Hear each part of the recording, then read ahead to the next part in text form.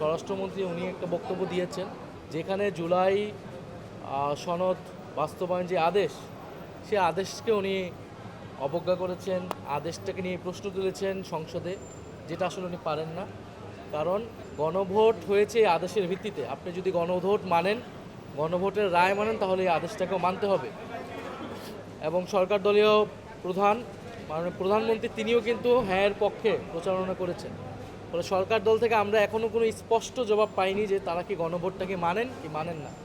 আমরা এই স্পষ্ট জবাবের পরে আমরা আমাদের চূড়ান্ত বক্তব্য বা কর্মসূচি আমরা দিব। দ্বিতীয়ত আরেকটি কথা উনি বলেছেন যে দুইটি শপথ নেওয়ার বিষয়ে আমরা যারা নিয়েছি সংবিধান সংস্কার পরিষদের সদস্য হিসেবে এই শপথটি অসাংবিধানিক। এই কথাটি উনি বলতে পারেন না। এই কারণে পারেন না কারণ এই শপথ আমরা নিজ ইচ্ছায় নেই। আমাদেরকে নির্বাচন কমিশন থেকে চিঠি দেওয়া হয়েছে এবং 300 জন মানে 297 জন এমপিকে চিঠি দেওয়া হয়েছিল এবং নির্বাচন কমিশনার স্বয়ং এই শপথ করিয়েছেন। ফলে এই শপথটাকে যদি অসাংবিধানিক বলা হয় তাহলে নির্বাচন কমিশন এবং প্রধান নির্বাচন কমিশনারকেই সংবিধানের বিরুদ্ধে দাঁড় করিয়ে দেওয়া হচ্ছে। নির্বাচন কমিশনার কিন্তু একটি সাংবিধানিক প্রতিষ্ঠান, তার কার্যক্রম তার উদ্যোগকে আপনি অসাংবিধানিক বলছেন।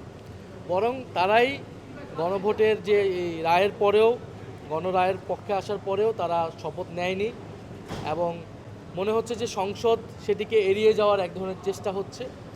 আমরা আজকে বক্তব্য পাইনি, কিন্তু আমরা ঈদের পরে তাদের সংসদে তাদের বক্তব্যটা আমরা শুনে আমরা আমাদের অবস্থান জানাবো যে তারা কি গণভোট মানে কি মানে না।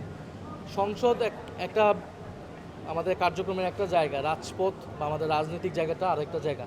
তো সেই জায়গায় কিন্তু আমাদের অবস্থান, আমাদের কর্মসূচি, বক্তব্য সেগুলো চলমান থাকে।